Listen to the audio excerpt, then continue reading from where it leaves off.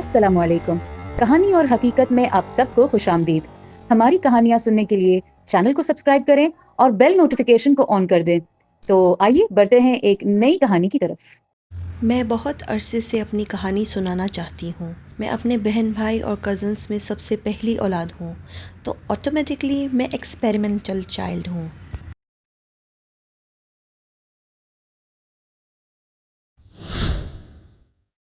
मुझसे छोटे बहन भाई भी हैं, लेकिन मैं हमेशा अपने माँ बाप की तवज्जो का मरकज़ रही हूँ।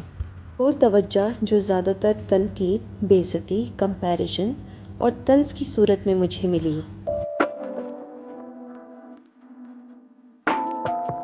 मुझे ना अपने पसंद के सब्जेक्ट्स पढ़ने की इजाज़त मिली, ना ही इतनी आज़ादी मैसर हुई कि अपनी पसंद का हमसफ़र चुन सकूं। मुझे एक ऐसे इंसान के साथ रिश्ते में जबरन बांधा गया, जिसके साथ ना मैं खुश थी और ना ही हमारे रिश्ते का कोई फ्यूचर था। मेरी शादी के जोड़े से लेकर मेरे जीवन साथी तक किसी चीज़ में मेरी रज़ामंदी शामिल नहीं थी, और ना किसी को मेरी रज़ामंदी की फ़िक्र थी। मैंने भरपूर मेहनत से अपनी डिग्री कंप्लीट की। इतनी मशक्क़त के बाद जब बारी आई मेरी अपने पैरों पे खड़े होने की, तो मुझे उसकी भी इजाज़त ना मिली और 22 साल की उम्र में मेरी शादी कर दी गई। मेरी शादी भी एक खेल बन के रह गई थी। मेरे शौहर को मुझ में कोई दिलचस्पी नहीं थी। वो ढिठाई के साथ मेरे सामने अपनी महबूबा से बातें किया करते थे। मियाँ बीवी वाला कोई ताल्लुक़ नहीं था हमारे बीच। अरसा दराज लगा मुझे ये समझने में कि मैं कुछ भी कर लूँ, मैं अपने शौहर के सामने इनविजिबल हूँ। तो मैंने अपनी कोशिशें और ताकत को अपनी पढ़ाई में लगाना शुरू कर दिया। मेरा MS कंप्लीट होते ही तोहफ़तन मेरे शौहर ने मुझे तलाक दे दी। मुझे ये डिवोर्स के पेपर देखकर अपनी नाकाम कोशिशें, मेहनत और मुशक्क़त पर बड़ा अफसोस हुआ। सोचती थी कि काश ये कहानी कोई और मोड़ ले लेती। बचपन ही से बेशुमार जिम्मेदारियां थी मुझ पर। खाना बनाना, सफाई सुथराई, घर के दीगर छोटे बड़े काम मेरे सर थे। हालांकि काफ़ी खाते पीते घराने से ताल्लुक़ था मेरा। लखपति बाप की बदनसीब बेटी, नाकारा, नालायक, नाहंजार बेटी।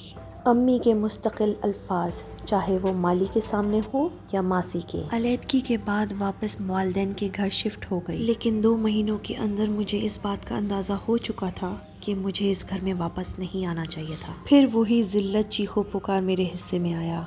अब तमाशाई मेरे घर के मुलाजिमीन से बदलकर मेरे बहन भाई और उनके ससुराली थे। वक्त गुजरा और 35 साल की उम्र में मैंने अपना PhD कंप्लीट कर लिया और अब मेरा खुद का कंसल्टेंसी फर्म है। आंखों में कमाती हूँ, लेकिन ज़िंदगी में सुकून नहीं। मेरे कामयाब कैरियर के पीछे आंसू और अकेलापन छुपा है। मेरी माँ मुझे अभी भी तनकीद का निशाना बनाती हैं। आज तक उनकी नज़र में सब मोतबर हैं सिवाय मेरे। दिल तो तब खून के आंसू रोता है जब आपकी छोटी बहन, जिसकी पढ़ाई से लेकर शादी तक माली जिम्मेदारी मैंने उठाई है, और वो मुझे गैर जिम्मेदार होने का ताना दे रही हो। जो अपनी दोस्तों के सामने भी मुझे जलील कर दे, ये कह कर के आपको क्या पता आपका कौन सा कभी इन्वॉल्वमेंट रहा है घर में। ज़िंदगी में बचता ही क्या है जब उठते बैठते आपकी ज़ात के बारे में लोग जजमेंटल कमेंट्स पास करें। सबको मेरी कमाई नज़र आती है, लेकिन अंदर से मैं कितनी खोखली हूँ किसी को नज़र नहीं आता। मेरे कोई दोस्त नहीं, मुझ पर सोशल ना होने का टैग, मुझ पर डिवोर्सी होने का टैग, और घर में किसी से बनती नहीं उस पर बदइखलाकी का टैग। जिस लड़की का बचपन माँ के प्यार और इज़्ज़त से महरूम होता है, उसकी शख्सियत में खुद एतमादी ख़त्म हो जाती है।